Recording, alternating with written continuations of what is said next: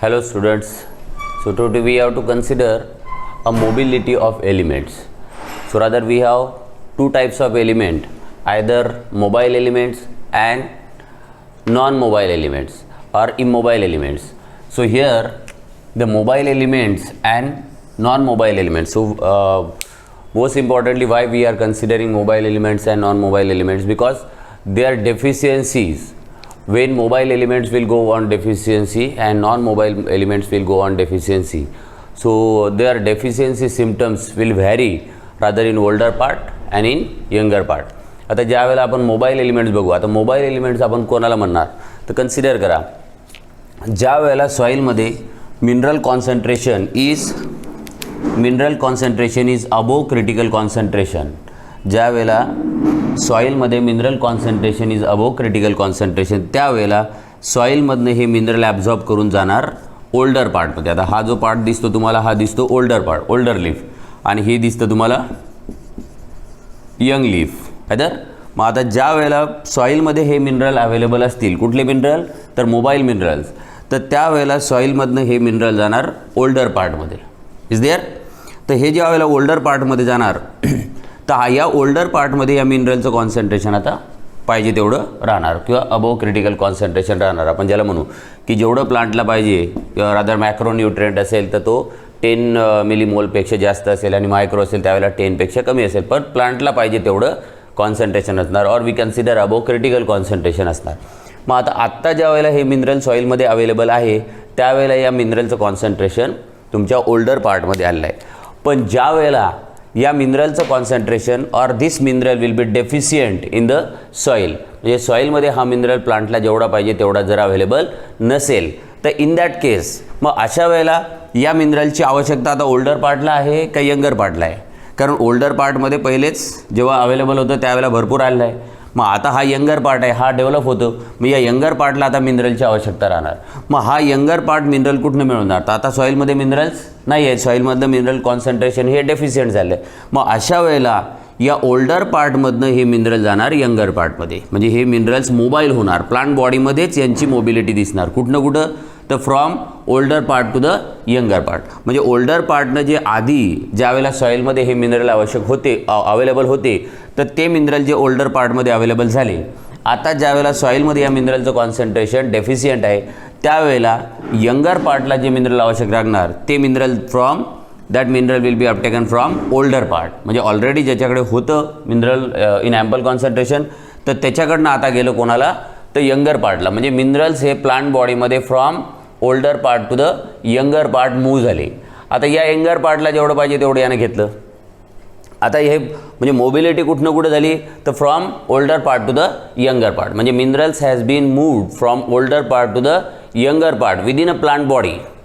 पण हे older पार्टकडनं younger पार्टकडे कधी जाणार तर ज्या वेळेला मिनरल हे सॉइलमध्ये याचं कॉन्सन्ट्रेशन डेफिशियंट राहणार. म्हणजे जेवढं पाहिजे तेवढं जर सॉइलमध्ये ॲब्झॉर्ब करण्यासाठी नसेल आणि या यंगर पार्टला जर आता आवश्यकता असेल तर हे घेणार from older part to the younger part. मग अशा वेळेला आता ओल्डर पार्टकडनं यंगर पार्टकडे चाललं, पण या ओल्डर पार्टलाही त्या मिनरलची आवश्यकता राहणार, पण हे मिनरल सॉइलमध्ये नाही आहे, त्यामुळे या ओल्डर पार्टकडे जे होतं ते यानं दिलं यंगरला. मग आता या ओल्डर पार्टला लागेल तर ते ॲब्झॉर्ब करायला आहे का.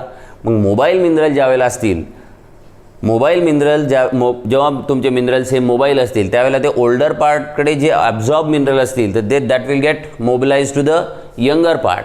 मग आता या ओल्डर पार्टमध्ये मिनरल कॉन्सन्ट्रेशन कमी झालं, मग आता याला सॉइलमधनं घ्यायचं आहे तर सॉइलमध्ये अवेलेबल नाही. मग मोबाईल मिनरल ज्या वेळेला असतील तर त्यावेळेला deficiency of that mineral will observe in older part.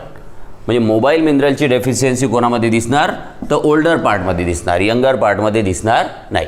So mobile minerals will show their deficiency in older part first and then in younger part. मग आता काय होणार, ग्रॅज्युअली समजा ओल्डर पार्टमध्ये डेफिशियंट झालं, म्हणजे ओल्डर पार्टला जेवढं पाहिजे तेवढं भेटत नाही आहे का तर सॉइलमध्ये नाही. Older part will absorb that mineral from soil. मग आता सॉइलमध्ये नसल्यामुळे ओल्डर पार्टमध्ये याची डेफिशियन्स झाली. मग आता ग्रॅज्युअली काय करतील, यंगर पार्ट कोणाकडनं घ्यायचे तर ओल्डरकडनं. मग थोड्या दिवसानंतर काय होणार की यंगरलाही पाहिजे तेवढं भेटणार नाही.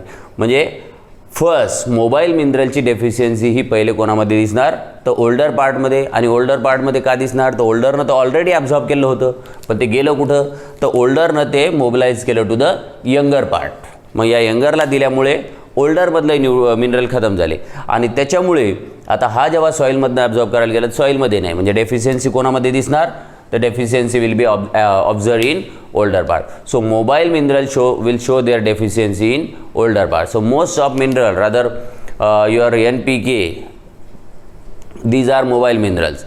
So ज्या मिनरलची डेफिशियन्सी ओल्डर पार्टमध्ये दिसणार त्या मिनरलला म्हणायचं that mineral will be considered as mobile mineral. So mobile mineral will show their deficiency in the older part. Mobile मिनरलची डेफिशियन्सी आपल्याला कोणामध्ये पाहायला भेटेल, तर ओल्डर पार्टमध्ये. आपण मोबाईल मिनरल कोणाला म्हणतो, the mineral which will get transported within a plant body from older part to the younger part, but when the minerals are deficient in the soil. जोपर्यंत मिनरल सॉईलमध्ये होते तोपर्यंत हे मिनरल ओल्डरनं ॲब्झॉर्ब केले. ज्यावेळेला सॉईलमधनं मिनरलचं concentration संपलं किंवा पाहिजे तेवढं नसेल तर त्यावेळेला यंगर पार्ट कुठनं घेणार, फ्रॉम ओल्डर पार्ट. त्याच्यामुळे older part will gate deficient first if your minerals are mobile. Now we'll consider what about non-mobile minerals. So non-mobile minerals काय होणार, तर non-mobile minerals हे असे मिनरल असतात की जे सेल वॉलमध्ये असणार. म्हणजे normally calcium and sulphur are consider to be non mobile minerals. मग आता हे नॉन मोबाईल मिनरलच्या बाबतीत आपण बघू काय होतं. तर ज्या वेळेला सॉईलमध्ये या मिनरलचं कॉन्सन्ट्रेशन पाहिजे त्यापेक्षा जास्त असेल तर त्यावेळेला हे सॉईलमधनं कोणाकडे जाणार, तो ओल्डर पार्टकडे जाणार. दीज आर ओल्डर लिव्स आणि हे यंग लिव्ह आहेत. मग आता काय झालं, हे सॉईलमध्ये ज्यावेळेला अवेलेबल होते त्यावेळेला हे मिनरल्स ओल्डर पार्टने ॲब्झॉर्ब केले.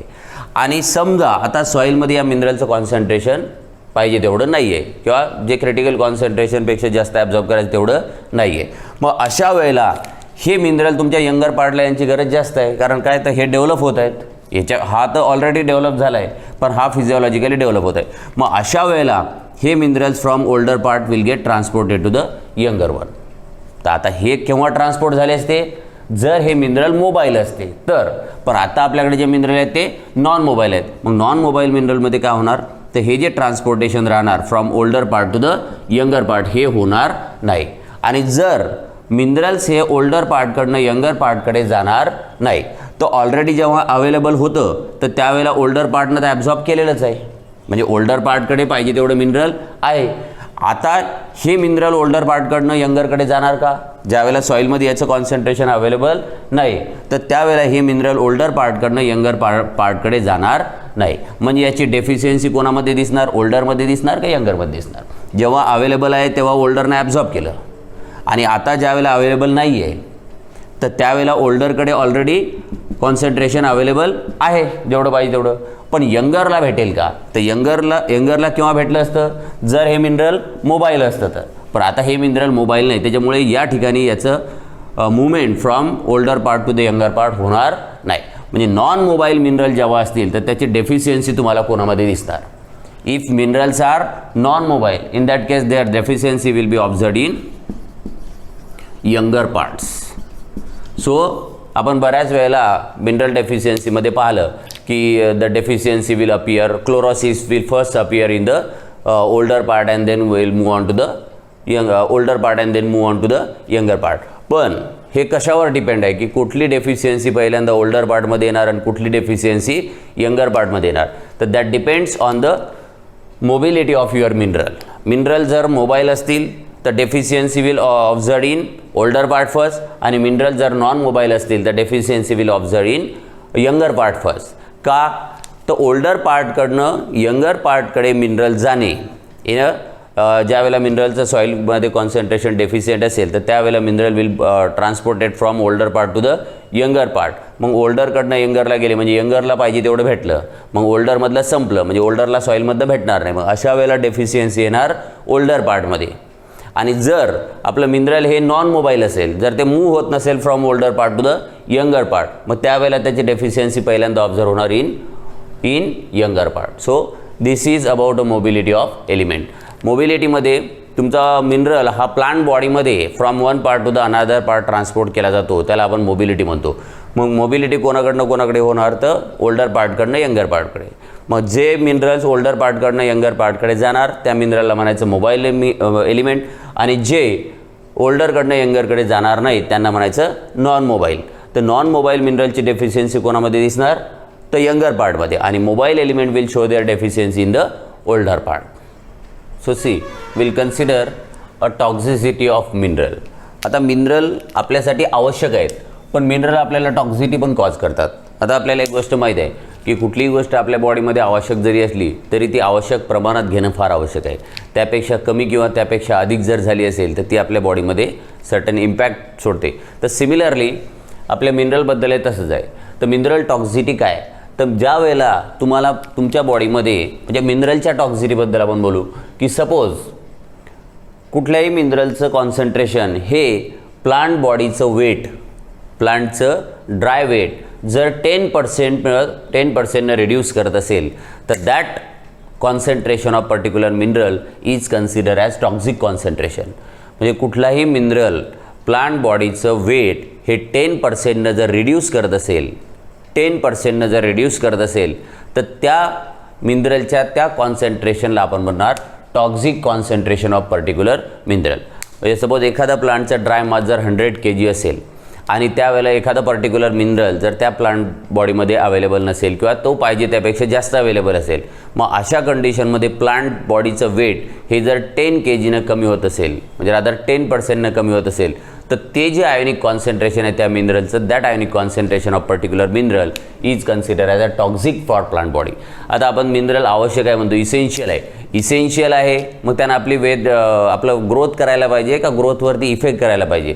मग जर ग्रोथवरती इफेक्ट होत असेल तर आपण त्याला डेफिनेटली म्हणणार it is a toxic. So particular mineral or the concentration of particular mineral which reduces the dry mass of or dry weight of particular plant by 10%, that concentration of particular mineral is considered as toxic concentration and this will be considered as toxicity.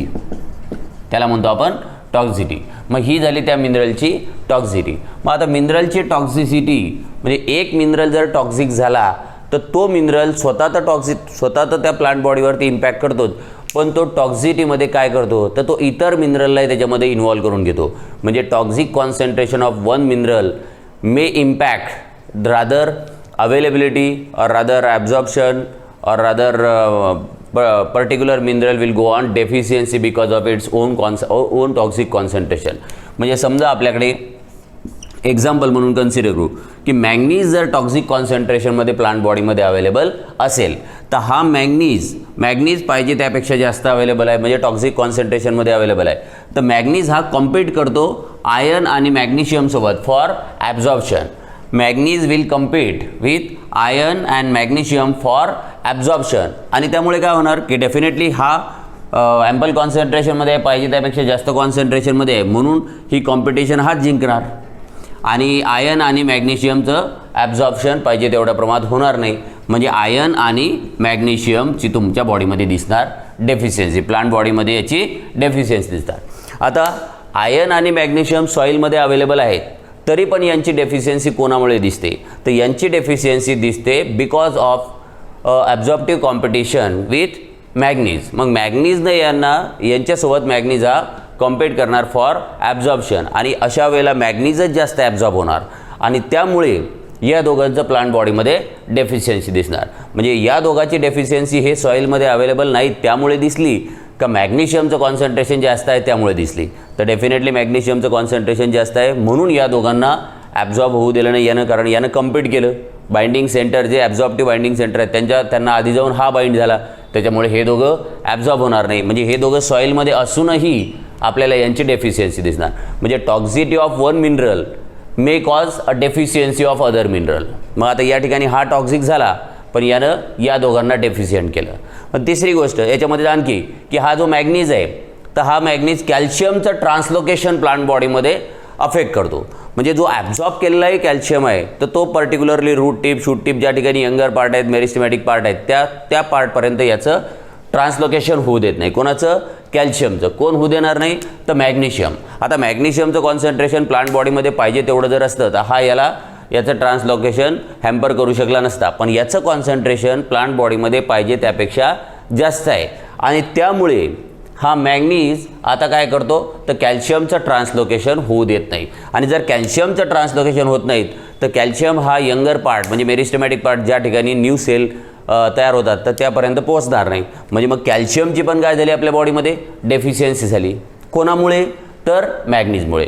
म्हणजे toxicity of manganese will cause a deficiency of iron, magnesium and calcium. Toxicity of manganese will cause a deficiency of iron, magnesium and calcium. म्हणजे plant बॉडीमध्ये एक mineral जर toxic कॉन्सन्ट्रेशनमध्ये असला तर तो एकटाच जबाबदार नसतो to reduce the weight of a plant by 10%. तर तो अशा इतर मिनरलच्या डेफिशियन्सी कॉज करतो आणि या इतर मिनरलच्या डेफिशियन्सीमुळे आणि याच्या एक्सेसिव्ह कॉन्सन्ट्रेशनमुळे प्लांटचं ड्राय मास हे 10%पेक्षा जास्त होतं. म्हणजे एका मिनरलची टॉक्झिटी ही इतर मिनरलची डेफिशियन्सी होऊ शकते. त्या मिनरलच्या टॉक्झिटीमुळे इतर मिनरल डेफिशियंट, जसं आपण या ठिकाणी पाहिलं की मॅग्नीजच्या टॉक्झिटीमुळे आपल्याला आल्या deficiency of iron, magnesium and calcium. So toxicity of manganese will cause a deficiency of iron, magnesium and calcium.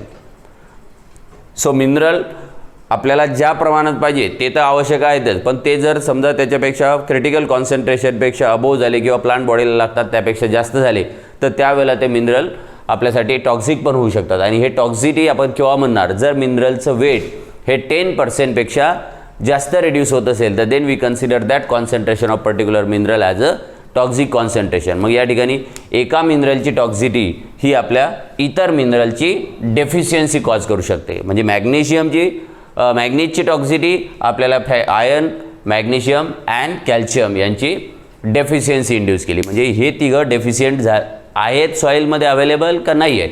तर हे सॉईलमध्ये अवेलेबल असूनही किंवा कॅल्शियम तर प्लांट बॉडीमध्ये अवेलेबल असूनही तो ज्या पार्टला पाहिजे त्या पार्टला अवेलेबल झाला नाही.